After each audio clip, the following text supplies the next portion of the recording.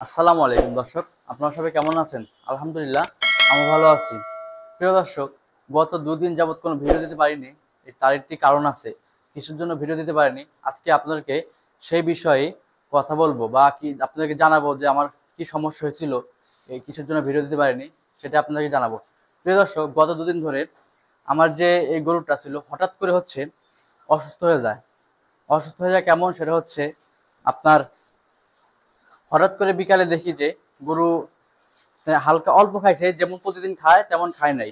বিকালে দেখি যে অল্প খাইছে, যেগুলো খাবার দিই দানাদার খাবার, অল্প খাইছে। পরের দিন সকালে আপনার দেখি যে গরু হচ্ছে খাচ্ছে না একবারে। পরে আমি ভাবলাম যে কিসের জন্য খাচ্ছে না গরু, যেহেতু আমার ঘরের গুলো আমি সব বুঝি, গরুর আল্লাহর মধ্যে যেগুলো ধারণা আছে সব বুঝি যে গরু কি কখন কি করা লাগে, কিসের জন্য খাচ্ছে না। পরে দেখি যে গরুর পেটে হাত দিয়ে দেখলাম, পরে দেখি যে হালকা গরু হচ্ছে পেট ফাঁপছিল। পরে আমি যে পেট ফাঁপার যে ওষুধগুলো আছে বা যেটা এবার ফুড পয়জন যেটাই বলেন, যে পেট ফাঁপার যে ওষুধ আছে সেটা হচ্ছে আমি হচ্ছে যে প্রাথমিক, তো আমি ডাক্তার না, আমি একজন হচ্ছে আপনার যে সাধারণ যেগুলো জ্ঞান আছে যে কি কি করা লাগবে, ওই সাধারণ জ্ঞানে আমি আপনাদেরকে বলি বা আমার যেটুকু অভিজ্ঞতা হয়েছে কয়েকদিন গরু পেলে বা কিভাবে কখন ওষুধ দেওয়া লাগবে সেই বিষয়ে আপনাদেরকে বলি।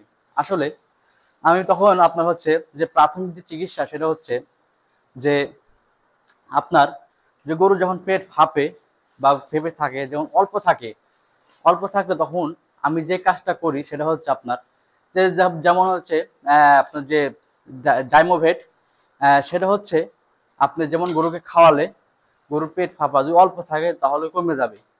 আর পরে আপনার হচ্ছে ডাইজেস্টার 10, এটা যদি খাওয়ান, একটু বদহজমের অনেক কাজ করে, ওটাও ভালো, ওটা যদি খাওয়াতে পারেন ওটাও ভালো।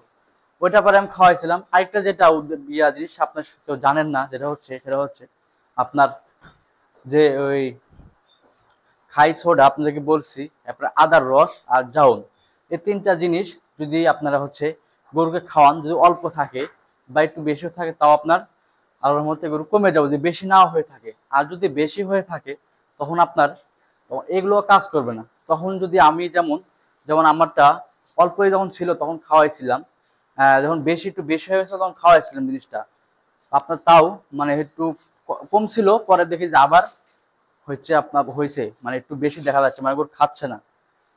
গরু এমনি আপনার হচ্ছে প্রস্রাব করছে ঠিক আছে, সব দিক দিয়ে ঠিক আছে গরু, কিন্তু আপনার খাচ্ছে না, এটা হচ্ছে সমস্যা। মানে পেটের যে আপনার বদহজম যে ইয়াটা, ফুড পয়জনের যেটা, ওটা মানে পেটে একবারে আস্তে আস্তে ইয়ে হয়েছে। পরে আপনার হচ্ছে খাচ্ছে না, আমি ওগুলো ওষুধ খাওয়াইছি, আমরা যেটুকু চেষ্টা করা আমি করছি।